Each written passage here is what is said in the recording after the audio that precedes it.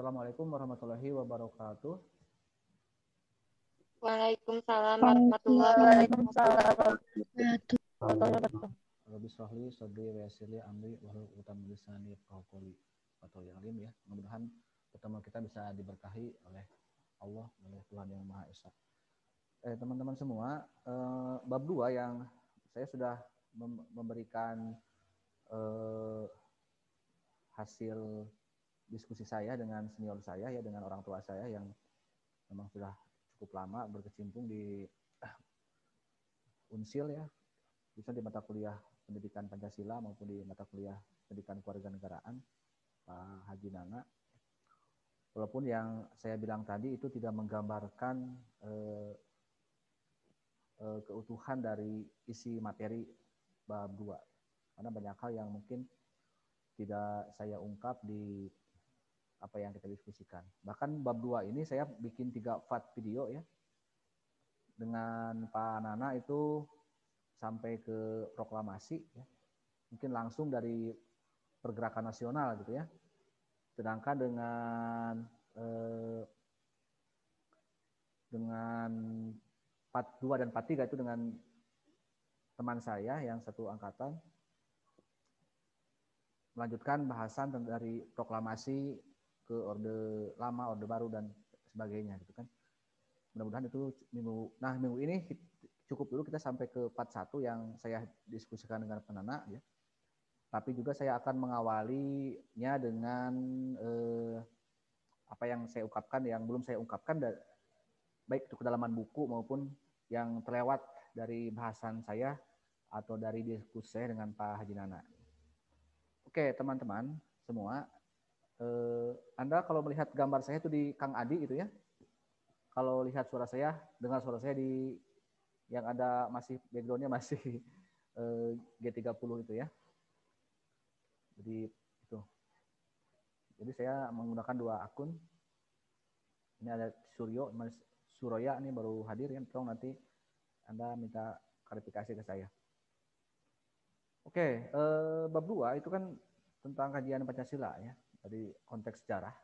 Di bab 1 sudah saya uraikan di sana dalam buku di landasan kultural, di landasan historis ya, maaf. Bagaimana proses kelahiran Pancasila itu memang tidak mendadak ya.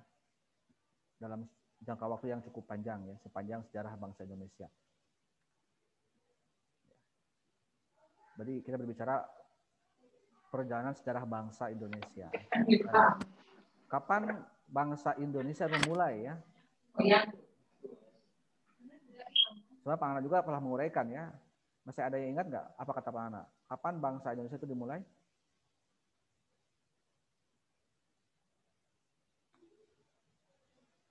Oke, jangan tegang ya.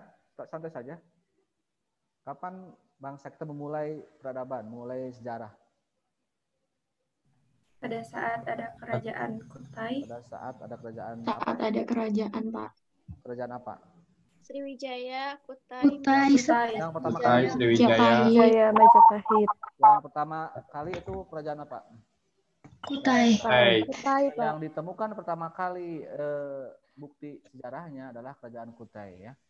Yang kurang lebih 5 atau 6 abad sebelum Masehi. Tetapi teman-teman semua perlu diketahui ya, kalau kita boleh jujur pada sejarah bangsa kita sedikit mengalami ketertinggalan peradaban sebenarnya ya. Coba kita bayangkan di peradaban barat, bahkan peradaban timur sekalipun, mereka itu ribuan tahun sebelum Masehi sudah ada bukti-bukti sejarah.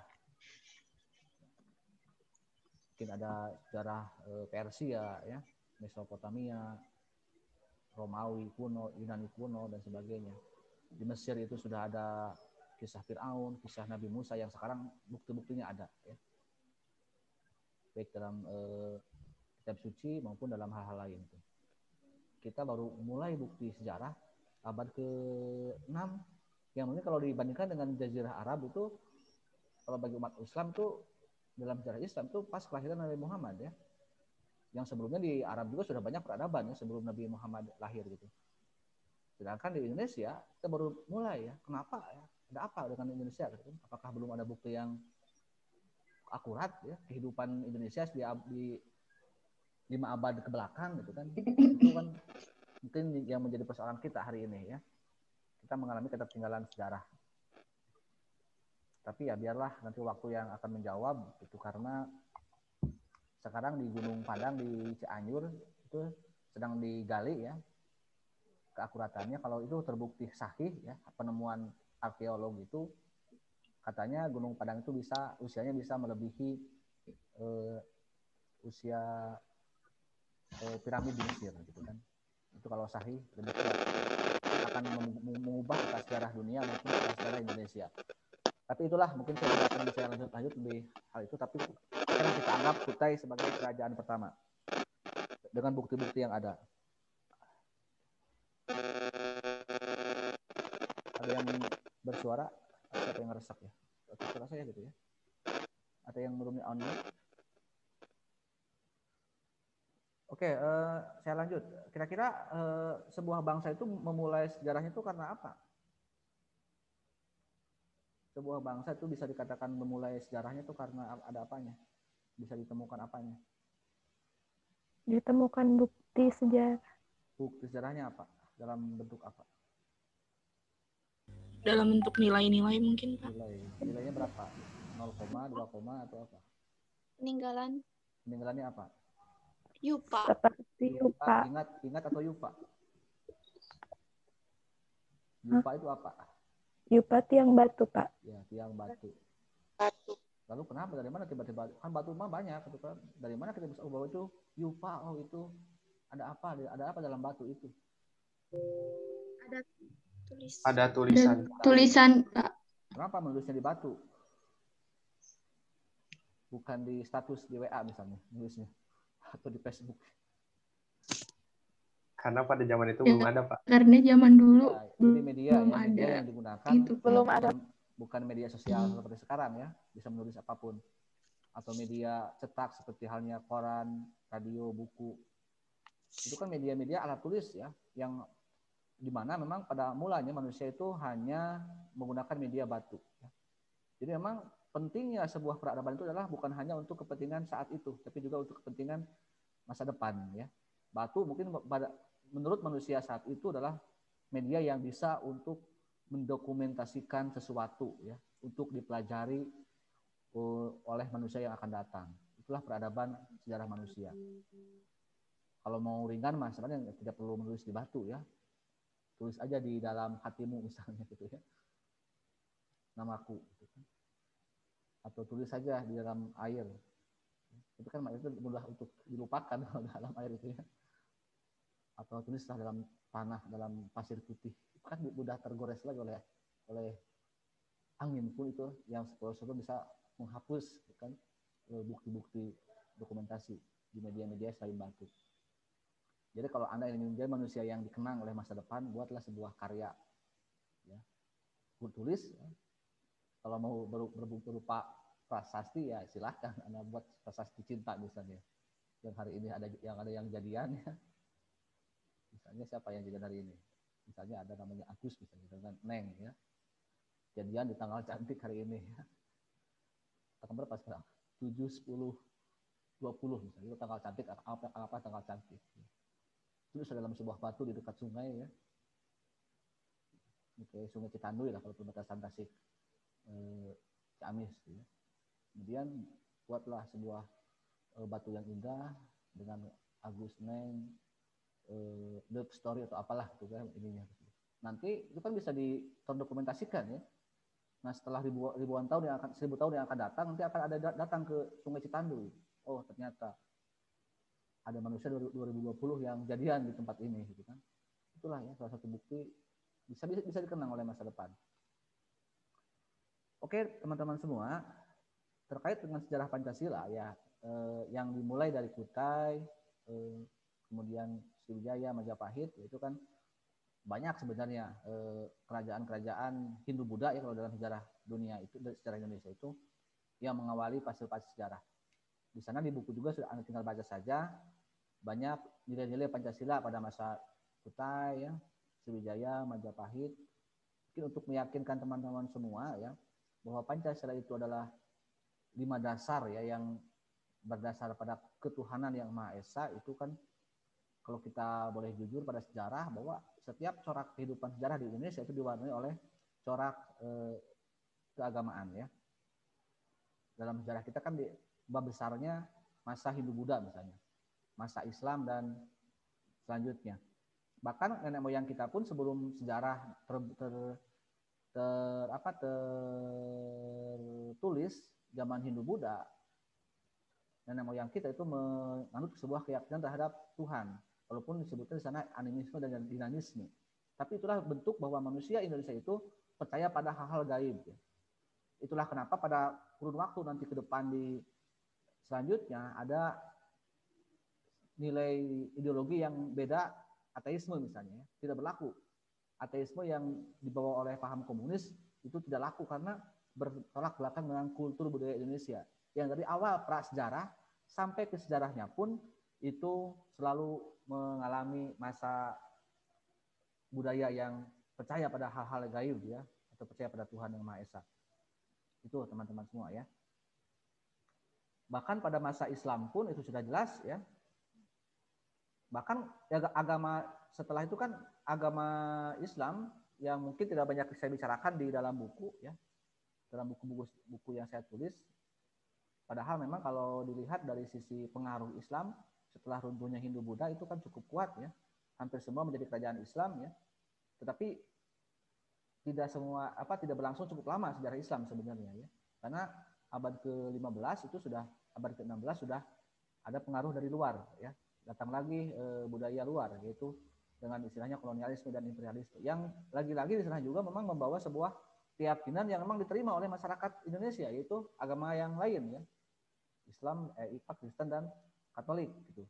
Itu yang dibawa oleh bangsa-bangsa Eropa ya, apakah itu Portugis, apakah itu Spanyol, apakah itu Belanda yang cukup lama, bahkan Prancis, Inggris itu kan. Itu ya. Jadi walaupun misalnya ada penjajahan ya, nilai-nilai agama tetap diterima oleh bangsa kita. Karena kan mereka datang ke kita bukan hanya untuk menjajah, gitu kan, karena ada 3G itu ya. Apa itu 3G? Misi kolonialisme itu 3G, ingat 3G? Glory Gospel. Jadi kalau sekarang kan sudah 4G mungkin ya, sudah beda lagi. Tidak lagi musim 3G. Ya itu, jadi itulah salah satu corak masyarakat Indonesia. Ya. Walaupun kata Pak Nana, masa kolonialisme itu juga memang membawa sebuah nilai yang nanti akan memperkuat pada rumusan-rumusan pembentukan bangsa dan negara. Dalam hal ini dasar negara yaitu Pancasila. Mungkin ada beberapa hal yang ingin saya sampaikan ya terkait dengan kedatangan bangsa Barat ke Asia maupun ke Indonesia. Itu kan diawali oleh adanya perkembangan ya, perkembangan yang disebut dengan masa dalam sejarah itu disebut dengan Renaissance dan humanisme.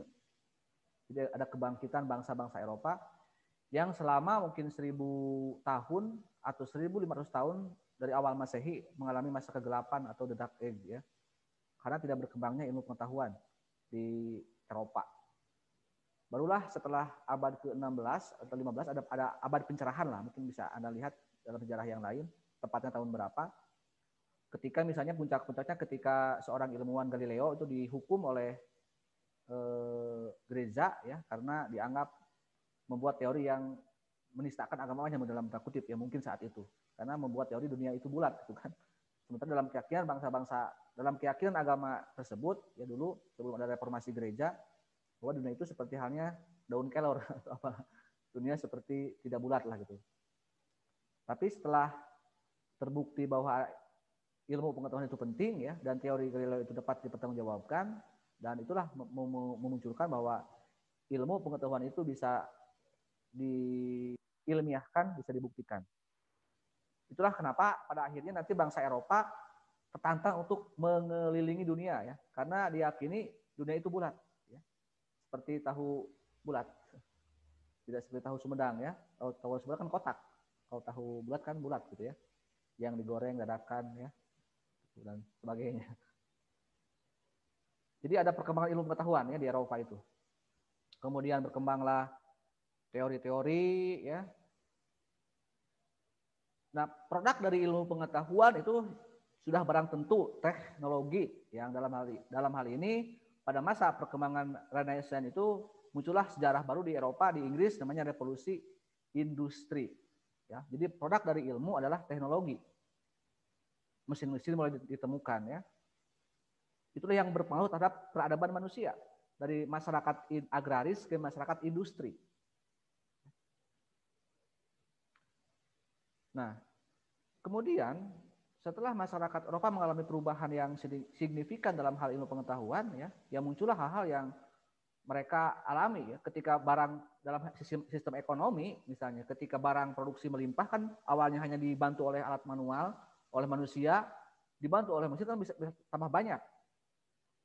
Hasil produksi itu banyak, cepat, mungkin juga lebih berkualitas, gaya hidup manusia semakin tinggi kan dari masyarakat agraris ke masyarakat industri, lalu akan dikemanakan kalau barang melimpah? Ya harus dipasarkan, harus cari pasar-pasar baru, daerah-daerah baru. Kan mereka tak yakin bahwa dunia itu bukan hanya Eropa, ya. Mungkin ada belahan dunia lain yang bisa mereka jelajahi. Lalu bagaimana cara mengetahuinya? Carilah alat yang teknologi yang mendukung, misalnya kompas dulu kan. Arahnya kemana nih kalau kita mau melihat Cigalontang misalnya gitu kan? Ada kompas, ya. Kemana arahnya? Kita mau naik apa ke sana kalau ke Cigalontang atau ke Singaparna? Berarti harus melalui jalur mana nih? Apakah jalur Pelambung atau jalur Garut gitu kan? Apakah mau naik pesawat atau mau numpang sama Merpati misalnya kan? Coba alat yang digunakan transportasi yang digunakan oleh para penjelajah itu apa? Para penjelajah dunia itu apa alatnya yang digunakan? Kompas. Kompas emang ditumpahkan Kapal laut. kapal laut. Ya, Kapal. Kapal laut. Kapal layar. Jadi mereka sudah ada kompas, teknologi kapal pun sudah ada gitu kan, sehingga ada alasan teorinya sudah tahu dunia itu bulat bisa dikelilingi, lalu mau apa medianya kan itu alat-alat transportasinya itu kapal, ya, walaupun dulu belum pesawat terbang tapi masih kapal laut, gitu, jalur laut lah. Mereka sudah yakin kalau dengan teknologi, jadi mereka butuh barang untuk dijual, ya, karena sudah melimpah produksinya, dan butuh juga modal untuk mereka kembali memproduksi, ya. Jadi ada simbiosisme produksi ekonomi, ya. Jadi ilmu pengetahuan ekonomi, makanya dengan ilmu pengetahuan itu sistem ekonomi, sistem kebudayaan itu manusia akan semakin beradab, ya. Itu Renaissance, ya. Dan humanisme adalah sebuah paham yang mengiringi era Renaissance atau ilmu pengetahuan, karena pada masa ke-8 atau masa feodalisme, ya, dalam sejarah politik, feodal itu adalah sebuah kekuasaan yang hanya dikuasai oleh sekelompok orang, raja lah katakanlah, ya, masa kerajaan yang saling menaklukkan satu sama lain dan menindas rakyat. Nah, humanisme itu paham yang berada pada posisi menentang adanya feodalisme, gitu kan? Karena semakin tinggi ilmu pengetahuan seseorang, akan semakin tinggi juga tingkat kemanusiaannya. Masa manusia menindas manusia, walaupun lu raja, gue rakyat misalnya, kan manusia kan gitu. Itu humanisme, ya. Tapi itu baru sampai di situ, ya. Jadi Eropa mengalami humanisme dan Renaissance, tapi berdampak buruk pada dunia timur seperti kita Indonesia. Apa dampak buruknya? Yaitu adanya penjajahan, ya. Adanya penjelajahan tadi, akhirnya kan mereka walaupun misi utamanya adalah untuk ekonomi, ya, tetapi pada akhirnya mereka juga larinya ke politik, gitu kan? Dari misi perdagangan menjadi misi kekuasaan. Makanya hati-hatilah dengan ekonomi, ya. Kalau hari ini ekonomi kita itu tidak mandiri, ekonomi kita tergantung, bahkan kita banyak sekali hutang ke luar negeri, itu hati-hati, ya. Banyak yang investor, bahkan puncak-puncak dari bahayanya bahayanya kolonialisme di era sekarang adalah hari kemarin, ya, Omnibus Law, Cipta Kerja yang disahkan oleh pemerintah. Itu adalah bukti pengkhianatan, ya, negara kepada rakyat. Saya boleh jujur mengatakan hal itu, ya. Karena dalam mata kuliah saya gampang aja untuk menilai negara itu. Kita baca sila kelima, ya, Pancasila, keadilan sosial bagi seluruh rakyat Indonesia, dan pasal 33 UUD 45. Di sana dijelaskan, ya, cabang-cabang berusaha penting, sumber daya alam itu untuk kepentingan manusia, untuk kemakmuran rakyat. Tapi undang-undang di bawahnya, Omnibus Law dan sebagainya, itu jauh dari Pancasila dan Undang-Undang 45. Itulah yang saya katakan dari awal, sebenarnya yang berpancasila itu siapa sih yang tidak berpancasila? Apakah kita warga negara, apakah umat Islam misalnya yang sering dituduh teroris dan sebagainya? Jangan-jangan saya bilang negara yang tidak berpancasila. Karena negara yang memiliki anggaran, yang memiliki kebijakan, yang memiliki kekuasaan gitu kan. Mereka yang bisa menjalankannya secara murni. Ya. Tapi kan hasilnya itu yang saya katakan ya. Jadi Omnibus Law adalah bentuk pengkhianatan ya, yang nyata dari negara ke rakyat. Oke, itu teman-teman sampai ke penjajahan ya. Nah, ini di sini akan saya coba jelaskan lagi sampai akhirnya. Karena kenapa saya harus menguraikan hal ini? Karena ya kalau kita boleh jujur, mentalitas bangsa kita jauh di atas, di bawah Singapura, di bawah Malaysia yang tetangga. Ya kalau misalkan dibandingkan dengan Bangladesh atau dengan Zimbabwe atau dengan di Afrika mungkin kita bisa unggul. Tapi dengan tetangga aja kita itu repot. Atau dengan Timor Leste ya kita mungkin masih boleh unggul. Tapi dengan negara yang dekat aja yang Malaysia Singapura kejauh. Karena usia dijajah kita ya, yang dalam buku saya tulis 3,5 abad itu masih mendominasi ya mungkin dalam benak bangsa kita. Sedangkan usia kita merdeka baru 75 tahun, sedangkan usia dijajahnya sudah 3,5 abad. Berarti masih jauh gitu kan. Mungkin dalam benak-benak kita tuh masih ada mental-mental terjajah, mental-mental budak dan sebagainya. Itulah kenapa setiap pemilu kita mudah sekali untuk dibodohi oleh para politisi ya, dengan pura-pura belusukan ke rakyat ya dan sebagainya di 2 pemilu khususnya gitu ya. Tapi pada akhirnya ya mereka berpihak pada investor ya, pada pengusaha bukan pada rakyat. Pada awalnya Undang-Undang Cipta Kerja ya, Omnibus Law itu sebelum kalau tidak ada pandemi mau disahkan dan undang-undang saya, profesi saya dosen dan guru itu mau dimasukkan ke dalam Omnibus Law, disamakan dengan pekerja kontrakan, pekerja budak ya seperti itu. Jadi dosen itu nanti akan seperti buruh, akan dikontrak tiap tahun, kemudian boleh kalau misalnya nanti negara asalnya kan kita membutuhkan pengajar dari luar saja. Mungkin akan banyak orang-orang Cina yang menjadi dosen, menjadi guru yang mengajar Anda, gitu kan? Kalau seandainya kemarin mau lolos Omnibus Law lolos memasukkan guru dosen ke Cipta Kerja, ya, itu hampir seperti itu ya. Mungkin nanti Anda tidak belajar Pancasila bukan dengan saya, mungkin dengan orang-orang Tionghoa ya gitu, yang saat ini memang tidak bisa terbendung ya kedatangannya ke Indonesia. Jadi itu ya teman-teman semua, ini ranah akademik gitu ya. Saya bukan kepanjangan pemerintah, saya punya data, saya punya fakta, saya punya informasi, saya dekat dengan beberapa intelijen gitu ya. Jadi itulah ya, harus saya buka ya. Kita kan kalangan akademisi gitu kan. Boleh hal-hal itu kita buka selama itu ya bisa dipertanggungjawabkan ya. Yang mungkin kalau kita ingin bawa ke ranah luar dianggap hoax dan sebagainya ya, berita bohong dan sebagainya. Saya tidak peduli dalam itu ya. Yang jelas saya ini punya nilai dasar Pancasila, saya sedikitnya paham undang-undang dasar ya. Tapi kalau memang terbuktinya undang-undang di bawahnya banyak yang bertentangan, ya harus saya katakan hal itu. Itu tidak boleh hal seperti itu. Oke, ya itu mungkin nanti Anda bisa bertanya di sesi berikutnya. Itulah ya penjajahan ya. Nah, kita kembali lagi ke sejarah masa lalu ya, karena saya ini suka berbicara masa lalu ya. Karena masa lalu itu ya penting untuk kita bicarakan ya. Walaupun kadang-kadang Anda bilang biarlah berlalu semua itu. Saya banyak cerita sebenarnya. Hari ini saya akan banyak cerita aja. Siapa yang pertama kali datang ke Indonesia? Yang pertama kali singgah di Indonesia? Bangsa Portugal ya Pak? Bangsa Chandra ya. Chandra coba kalau ini sebutkan nama dulu ya, nama dan NPM itu apa? Silakan, ulangi coba Chandra. Izin menjawab Pak, nama saya Chandra Kusuma Arif. Kalau nggak salah itu bangsa Portugal yang pertama kali datang ya Pak? Ya, abad tahun berapa kira-kira? Wah saya lupa Pak tahunnya Pak. Ada yang sudah dapat buku belum? Ada yang sudah sampai bukunya? Kalau yang sudah boleh Anda sambil baca bukunya. Bangsa Portugis datang ke kita kurang lebih abad tahun 15-11 ya. Abad ke-16 berarti.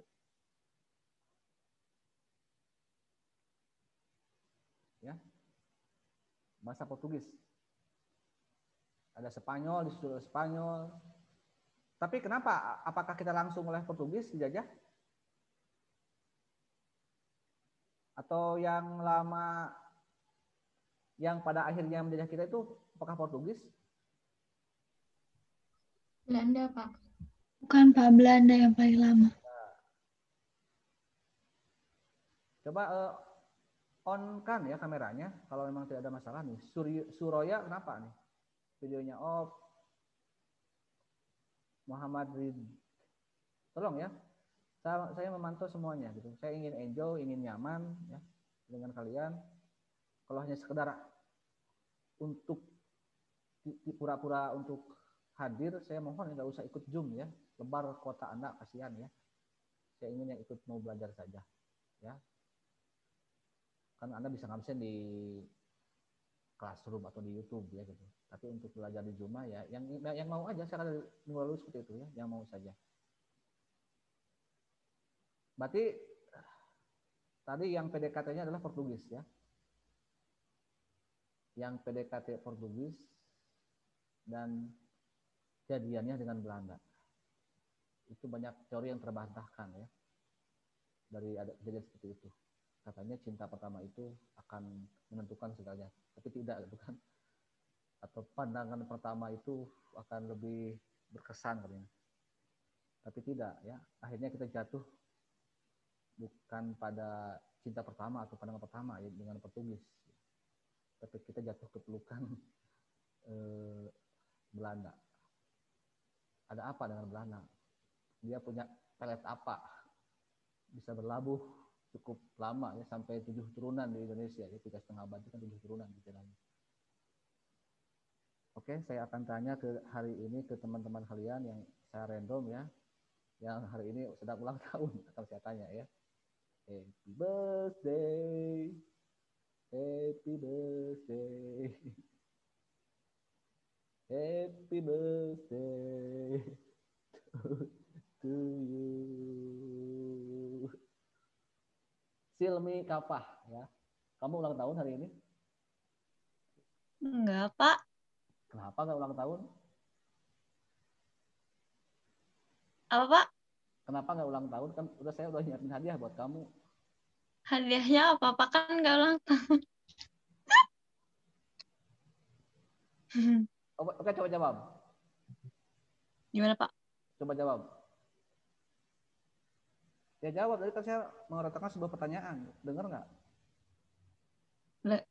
Nggak ulang tahun. Itu kan Bapak nanyanya. Bukan, sebelum itu. Sebelumnya. Apa, Bapak? Kamu dengar nggak? Dengar, Pak. Saya sedang bercerita nih. Apa coba yang tadi saya bicarakan? Penjajahan, Pak. Ya kenapa bisa ada penjajahan? Siapa yang menjajah kita? Belanda, tapi sebelum Belanda ada Portugis dan Spanyol. Ya kenapa bisa oleh Belanda? Akhirnya berlabuh di hati Belanda. Karena ada apa?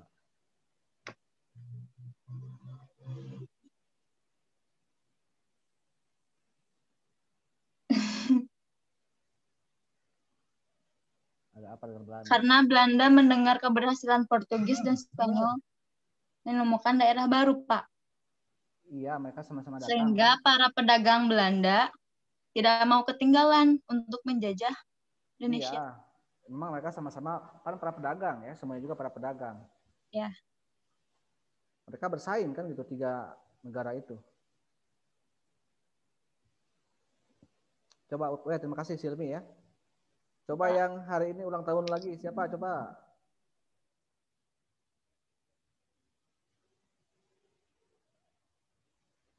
Muhammad Ridho, coba jawab. Apa alasan kamu kenapa Belanda bisa menaklukkan Indonesia? Bisa dengar Muhammad Ridho? Muhammad Ridho bisa dengar? Maaf Pak, putus-putus suaranya. Oke, kamu di mana tinggal itu? Di kampung? Di Ciamis Pak. Ciamis ya. Oke, coba untuk kedepannya ya, walaupun saya juga tidak bisa melarang ya masalah teknis gitu mah ya. Cari tempat yang nyaman, yang kira-kira bisa jelas ya. Ada yang bisa jawab nggak? Kira-kira apa resep Belanda dalam menaklukkan Indonesia? Silakan.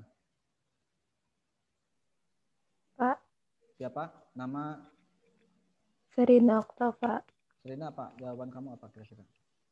Karena Belanda dapat memonopoli bangsa Indonesia dan merayu para rakyat Indonesia dengan baik. Oke, memonopoli dan merayu rakyat. Nah, karena kamu ngomong-ngomong kata merayu, maka saya akan punya kisah tentang rayuan dari Belanda ke Indonesia. Mau dengar nggak kisahnya? Iya, Pak. Iya. Ya, nggak usah berkisah. Akan saya akhir aja kuliahnya. Gitu. Mau dengar nggak kisahnya? Kisah rayuan Belanda ke Indonesia ya? Iya, Pak. Kan harus pakai backsound ya, lagunya yang romantis gitu. Tidak, saya cari dulu lagu yang romantis gitu. Backsoundnya. Mungkin lagunya Via Valen mungkin ya. Ya nggak usah lah, bisa kalian nangis pakai backsoundnya ya. Oke, jadi konon ya. Bukan santai aja, kalian jangan usah tegang ya. Saya mau cerita ini kalian wajahnya tegang ya. Saya jadi nggak mau, jadi sian. Punau ya. Saya akan diserang kalian dirempung ku 70-an ya. Hanya santai saja ya. Saya hanya ingin cerita-cerita saja gitu. Oke, jadi teman-teman semua, ternyata memang Belanda itu memiliki kelebihan khusus ya dengan Belanda. Mungkin bedanya kalau dulu waktu zaman Islam ya, Islam dulu kan diterima di Indonesia itu karena berapa jalur ya, jalur perdagangan dan jalur apa? Saya jawab, kalau Islam sebelum Belanda datang tuh bisa pernah lihat secara sebelum enggak? Kenapa Islam diterima dengan baik di Indonesia? Jalur apa? Jalur apa? Ada yang saya jawab? Jalur perdagangan. Dan jalur? Dan jalur untuk Islam ya apa? Izin menjawab, Pak. Ya. Jalur perdagangan dan jalur itu dakwah. Dakwahnya apa? Bukan hanya dakwah, kayak mau menyebarkan. Enggak, yang paling Islam gitu. Yang paling ini apa? Yang paling pasti gitu. Kalau dakwah kan itu sudah terlalu ini. Izin menjawab, Pak. Ya, siapa? Jalur perdagangan dan jalur pernikahan, Pak. Dan jalur perkawinan ya atau pernikahan ya. Jadi dulu tuh gampang kalau orang-orang dari Arab, dari Timur Tengah atau dari Gujarat ya datang ke Indonesia. Tinggal datang aja ke Indonesia. Lihat perempuan, kan mereka ingin nikah ya. Tinggal lihat aja misalnya perempuan Indonesia kan mudah untuk dirayu ya perempuan Indonesia itu.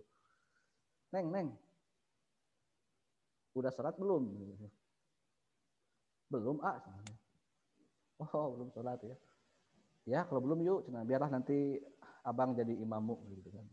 Tuh, jadi mudah sekali ya untuk merayu umat Islam ya, untuk umat Indonesia. Biarlah abang jadi imammu gitu.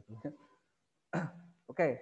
Nah, Belanda itu juga sama ya, ada rayuan-rayuan tertentu ya. Ini ada sebuah kisah bagaimana pemuda Belanda itu kan ikut ke pasukan dagang Belanda ya, dan tiba di sebuah pantai yang indah di salah satu pelabuhan di Nusantara.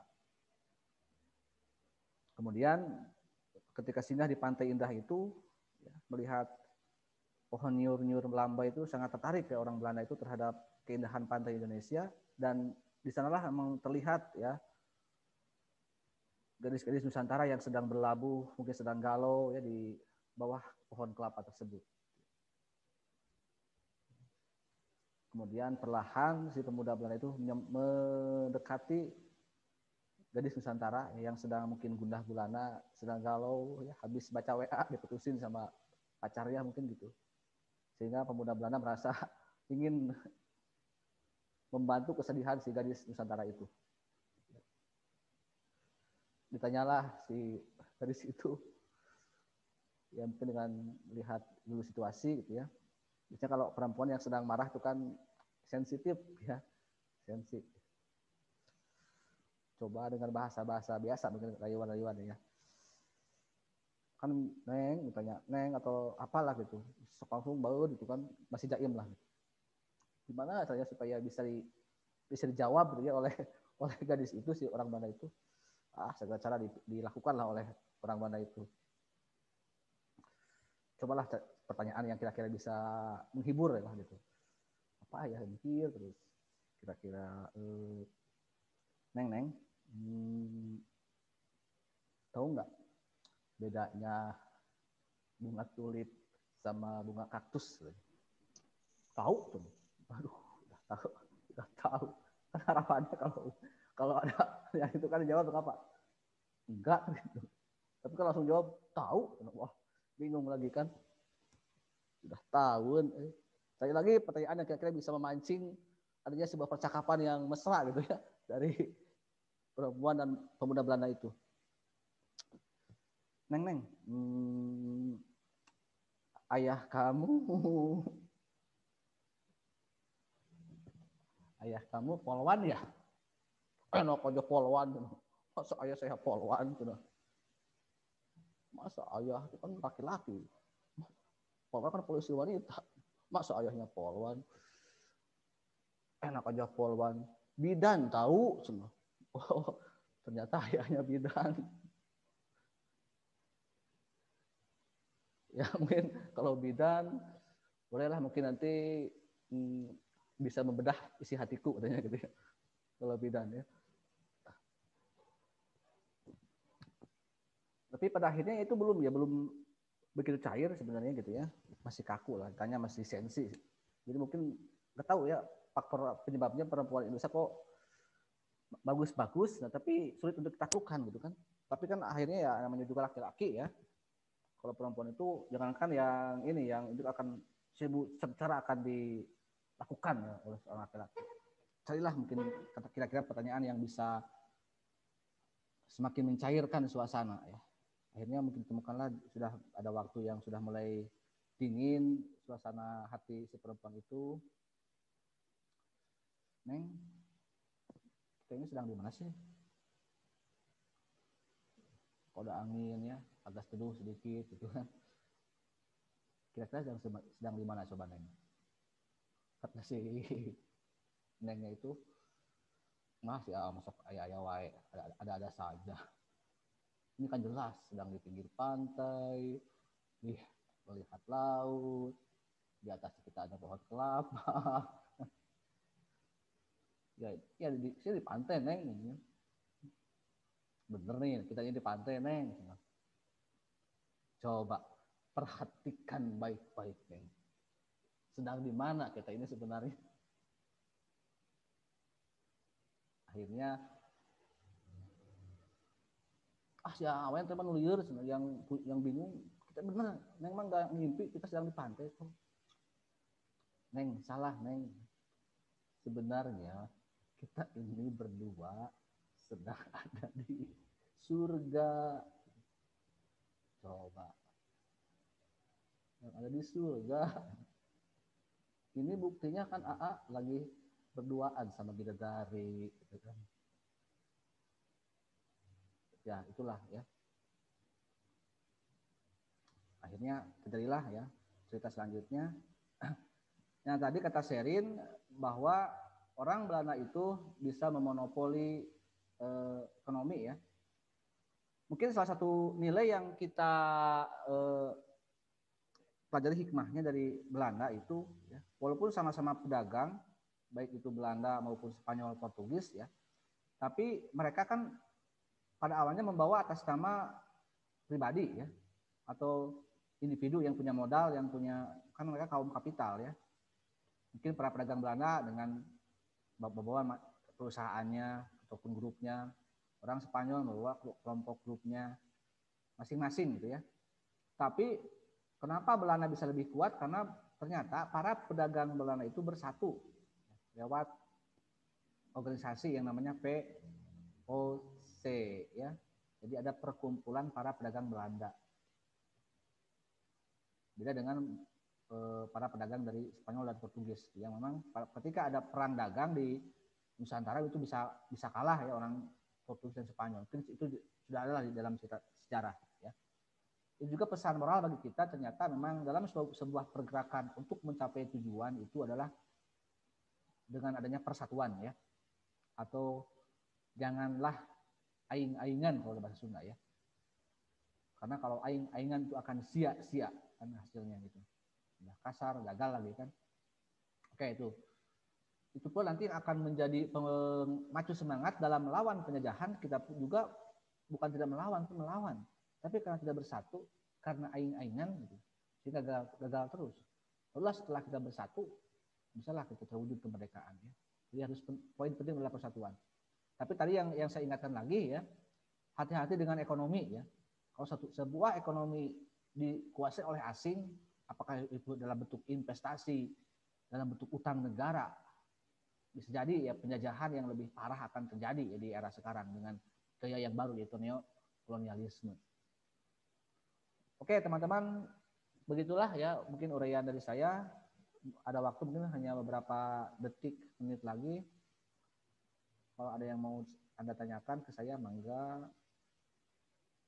Kalaupun Anda tertarik untuk bertanya pada saya, ya, saya lihat di Classroom apakah ada yang, atau boleh sebenarnya Anda ngetik di chatting di sini ya, di forum chat di Zoom untuk bertanya. Oke, silakan.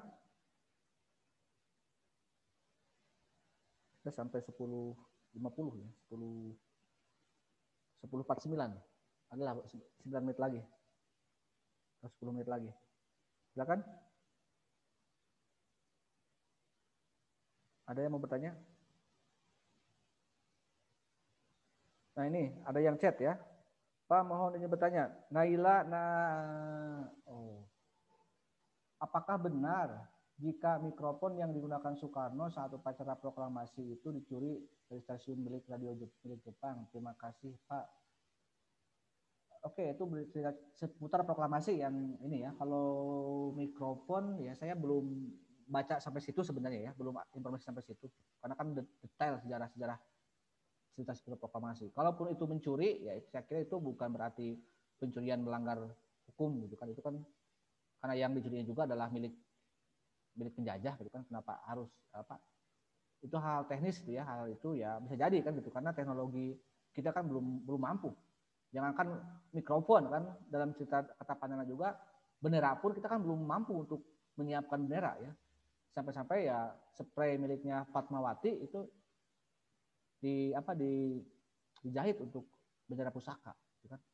Jadi itu kalau dalam kondisi darurat itu boleh-boleh saja hal-hal itu dilakukan ya. Bahkan rumah yang digunakan oleh para pendiri bangsa, para proses perumusan teks proklamasi itu adalah rumah Laksamana Maida kan, orang Jepang juga gitu. Serina Oktova, Pak izin bertanya, mengapa bangsa Indonesia itu baru sadar bahwa mereka dijajah dengan setelah kuliah di luar negeri? Iya, itulah pendidikan ya, pentingnya pendidikan.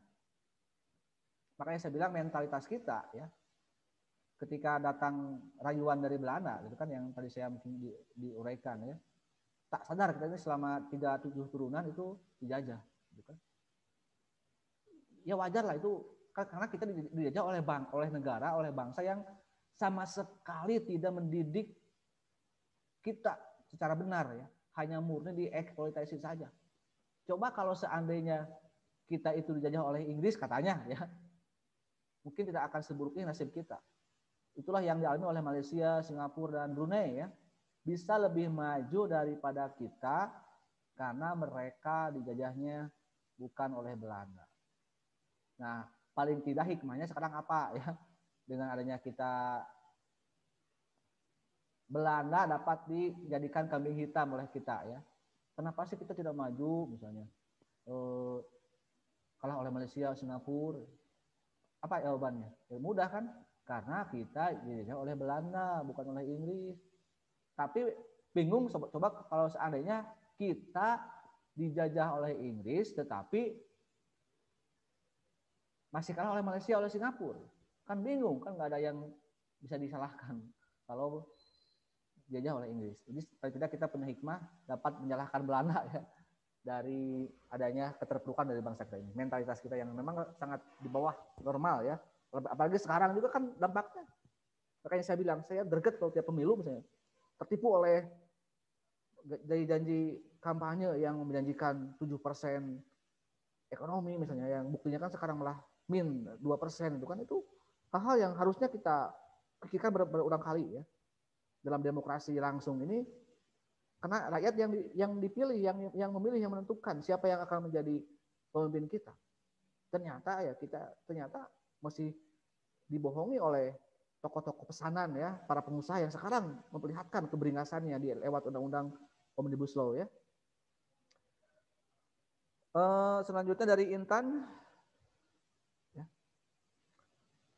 Kenapa pidato Hatta pada tanggal 30 Mei tidak tercatat dalam sejarah? Ya, kalau dalam naskah yang asli, semua tokoh yang berbicara di sidang BPUPK 1 itu ada, teman-teman semua ya. Semua tokoh, bukannya Hatta, ngomong semuanya. Bahkan debat juga tokoh Islam, tokoh nasionalis di sana. Bahkan Soekarno pernah mengancam kepada semua tokoh, "Hayo, daripada berdebat tidak menentu umat Islam, kalau Anda ingin menjadikan Islam sebagai dasar negara, sebagai nilai dalam sebuah negara, ikutlah berpolitik. Buatlah partai politik. Atau juga umat yang lain. Bertarunglah di DPR, MPR, kan gitu." Tapi yang dalam sejarah yang ditulis dalam buku-buku sekolah yang bersebar sudah puluhan tahun hanya 3 tokoh kan, Yamin, Supomo, dan Soekarno itu sendiri ya.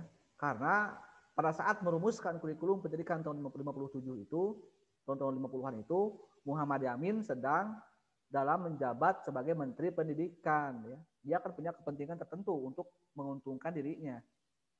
Dan Hatta, kata Nana juga kemarin dibilang bahwa Hatta memang, kalau saya lebih tegaskan lagi, memang pecahnya duet Soekarno-Hatta di era tahun 50 itu ya. Jadi sudah tidak lagi menguntungkan Hatta era itu. Jadi sebenarnya teman-teman, sejarah pendidikan itu adalah ternyata memang penuh dengan nuansa politis ya. Makanya saya bilang kalau Anda baca buku tahun hari ini dengan baca buku tahun 80 pasti berbeda tujuan ya. Dari kurikulum pendidikan maupun dari buku yang ditulis oleh orang yang berkepentingan. Jadi itu masalah politik ya, tentang Hatta itu. Tapi kan sekarang sudah mulai bukti-buktinya sudah ada ya. Makanya saya buka kalau di ranah akademis di perguruan tinggi, saya buka aja apa yang ada kan itu. Kalau Anda mau baca naskah aslinya sidang BPUPK saya punya, tapi kan lumayan tebal ya. Makanya saya sampaikan yang ada-adanya saja yang sesuai dengan bahasa saya, bahasa yang mudah dipahami oleh Anda. Oke, itu ya kurang lebih dari Intan. Chandra Kusuma, bangsa Indonesia mudah dipengaruhi seperti halnya pada saat masuk Islam.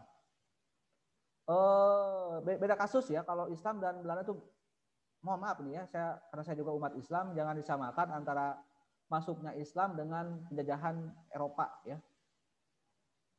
Itu mohon ya kepada Aziza. Tidak berganti agama ya, agama itu kan masalah pilihan ya.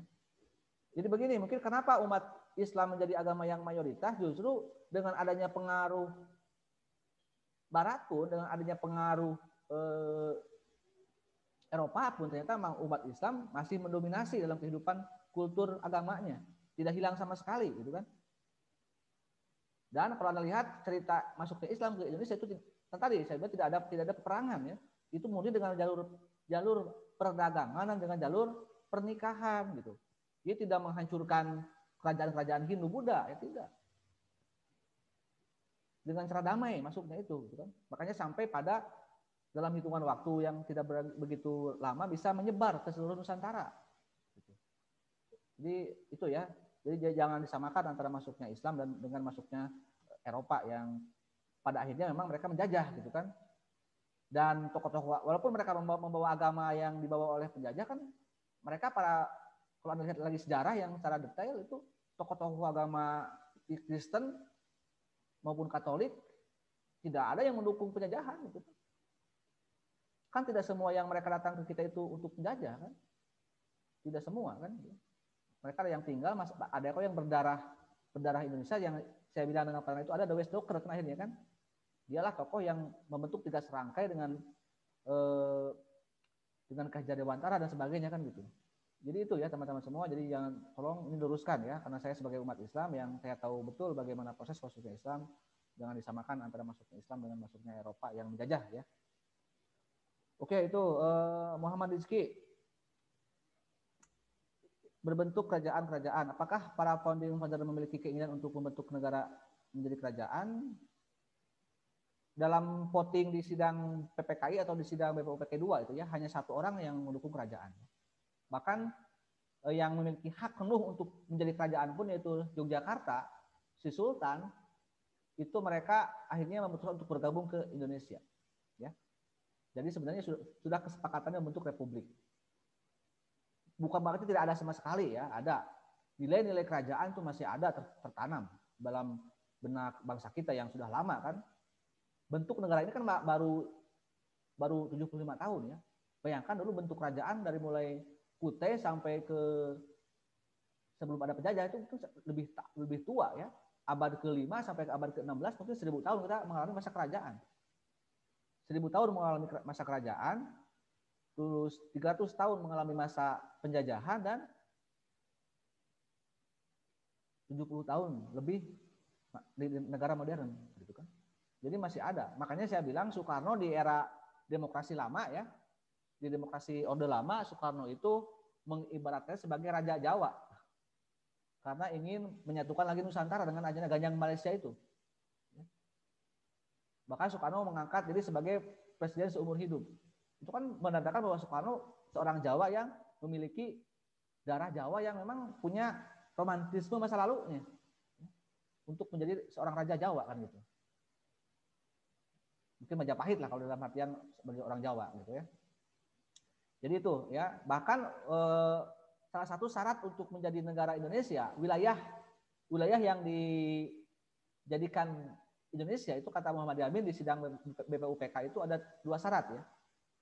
Jadi syarat yang nanti akan merdeka terus mana aja yang akan gabung ke kita itu 2 syarat.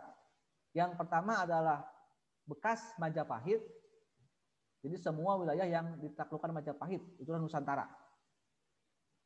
Makanya Malaysia, Singapura ya, Brunei, Filipina itu bagian dari Majapahit. Tetapi ada syarat yang kedua, yaitu jajahan Belanda ya. Kalaupun nanti misalnya ada Papua, ada Timur Leste, ya nanti akan saya bicarakan di tempat lain. Ada Aceh, misalnya yang bermasalah dengan Indonesia, nanti juga akan saya temukan. Mungkin Aceh itu tidak pernah kalah oleh Belanda. Ya. Tapi bergabung ke Indonesia. Bahkan yang mau ngasih modal pesawat dan kekayaan itu adalah Aceh. Aceh rela berkorban demi Indonesia. Ya. Tapi Aceh kecewa pada Soekarno. Makanya ada GAM itu latar belakangnya ya. Sampai sekarang Aceh sekarang menjadi daerah istimewa. Jadi nantilah di next berikutnya ada mata kuliah lain ya, ada bab lain yang membahas mengenai hal itu. Berikutnya dari golongan muda membawa Soekarno ke Rengas Dengklok untuk mendesak agar proklamasi segera ya. Tapi Soekarno menolak memproklamasikan kemerdekaan. Apakah sebelumnya sudah ditentukan tanggal untuk 17 Agustus? Tidak ya. Kita merdeka itu atas rahmat. Ya. Jadi kenapa Soekarno, poin pentingnya, kenapa Soekarno tidak mau memerdekakan Indonesia? Tetap setia pada Jepang. Karena Soekarno itu orangnya paham betul jasa orang ya. Tahu budaya balas budi.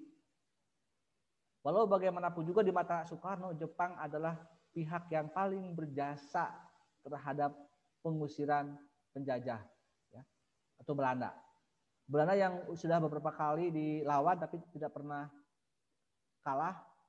Tapi dengan Jepang hanya dalam hitungan bulan hari bisa kocar-kacir pergi dari Indonesia dan akan nanti kembali lagi sebenarnya ya.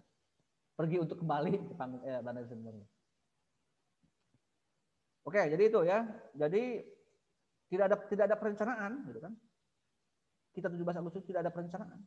Justru kalau seandainya Hiroshima Nagasaki itu kan tanggal 9. Itu Jepang sudah tidak punya apa-apa. Dalam hukum perkawinan itu Jepang sudah talak tilu otomatis gitu ya. Tanggal 9 Agustus itu sudah talak tilu ya. Dalam teori perang itu vacuum of power. Indonesia dalam masa kekosongan kekuasaan. Jomblo ya, digantung. Ya. Digantung itu. Galau ya. Mau bagaimana? Itulah kenapa golongan muda segera agar merdeka. Kata Bung Karno, nggak mau. Merdeka, nggak mau. Merdeka, nggak mau. Jadi itu ya. Ya kalau seandainya tanggal 10 Agustus 45 datanglah sang mantan itu, ya. Siapa itu sang mantan? Siapa sang mantan itu? Belanda itu sang mantan itu ya. Datang lagi tanggal 10 Agustus, maka kita akan dijajah lagi oleh Belanda di tanggal sudah otomatis ya. Kalau seandainya Jepang kalah dan datanglah Inggris atau Belanda atau Amerika, ya udah kita jadi milik Inggris atau Amerika atau Belanda. Itu dalam teori perang seperti itu. Tapi kan tidak, kawan-kawan ya. Bayangkan, Soekarno tidak mau memerdekakan, tapi Belanda juga untungnya tidak datang langsung tanggal 10 Agustus. Makanya itu disebut dengan vacuum of power, ya. Kekosongan kekuasaan. Yang dalam alinea ketiga disebutkan dengan atas berkat rahmat siapa? Allah yang Maha Kuasa. Waktu habis atau ada kuliah lain nggak kalian? Ada kuliah lain nggak? Coba jawab. Kelas D ini ada kuliah lain nggak? Jam 11 hari ini? Nggak ada, Pak. Jam berapa? Nggak ada. Nggak ada. Boleh lanjut nggak sampai selesai pertanyaan ya? Nggak apa-apa. Saya minta izin untuk lanjut ya. Ya, Pak. Kalau yang sudah mau capek ya udah boleh keluar ya di Zoom-nya. Lupa lagi.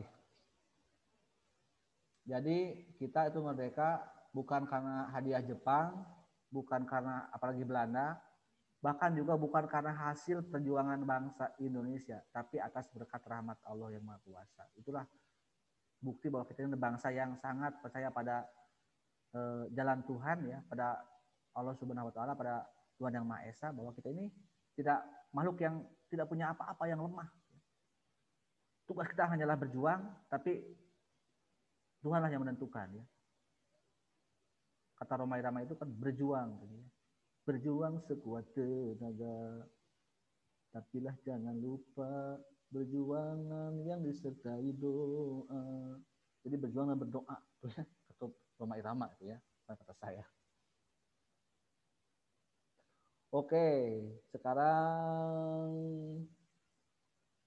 dari Paramita, mengapa pendiri negara ini membuat keputusan berbentuk negara? Kalau menurut kita mundur ke belakang, kerajaan jadi ya, kalau Anda mau jadi kerajaan ya kenapa tidak ya? Saya yakin dunia itu pasti berputar ya, dunia pasti berputar, akan ada ya, pengulangan sejarah itu akan pasti ada teman-teman ya. Bahkan itu ada teorinya. Polybius ya, seorang ahli filsuf politik, bahwa akan ada siklus dalam peradaban manusia itu. Dari teokrasi, tirani, demokrasi, dan semuanya akan terulang ya. Mungkin usia Indonesia akan kembali lagi, saya tidak menutup kemungkinan mungkin tahun depan atau 2 tahun lagi kita akan menjadi kerajaan-kerajaan kecil lagi ya. Yang pernah ramai kan beberapa tahun lalu ya, awal tahun, ada Sunda Empire, terus ada yang di Jawa, ada yang di Tasik, bahkan di Selecau gitu kan. Itu jadi tidak ada yang tidak mungkin ya, masalah kerajaan itu. Di mana kebanyakan keturunan pejabat akan menjadi pejabat juga.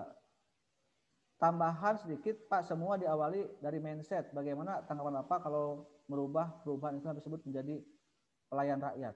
Aduh, itu harus jangan ke saya ya, kalau nanti harus ke yang berkepentingan kalau mau menjabat istilah pejabat ya.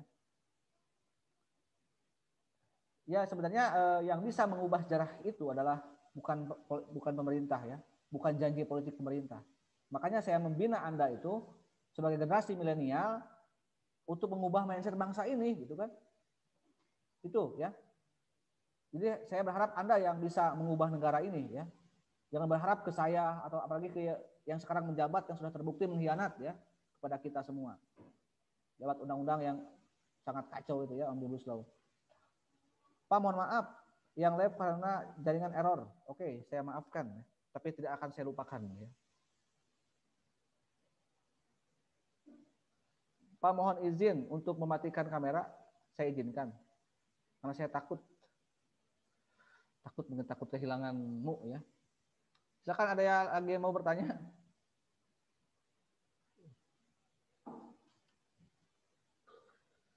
Jadi untuk minggu depan Anda nanti akan saya kirim lagi video bab 2 ya. Fat 2 dan Fat 3-nya. Mohon untuk dari awal Anda simak baik-baik gitu ya. Agar pas perkuliahan itu dapat diskusi dengan langsung, tidak seperti tadi kan saya langsung harus menguraikan dulu, harus apa dulu gitu. Jadi kita hanya 10 atau 20 menit diskusinya. Oke, kalau tidak teman-teman mohon maaf ya apabila ada yang kurang senang dengan apa yang saya uraikan. Sampai jumpa lagi di channel saya berikutnya. Oh ya, kemarin ya yang video saya tentang komunis, tahu kan yang dengan wawancara dengan Pak Julfi, itu ya, lumayan Pak. Lah. Untuk level saya sudah ditonton oleh cukup banyak orang ya.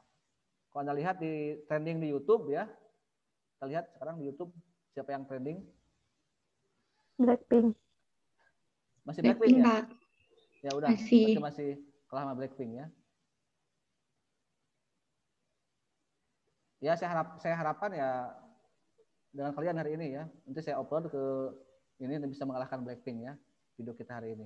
Terima kasih teman-teman semua. Assalamualaikum warahmatullahi wabarakatuh. Waalaikumsalam warahmatullahi wabarakatuh. Waalaikumsalam warahmatullahi wabarakatuh. Terima kasih Pak. Terima kasih Pak.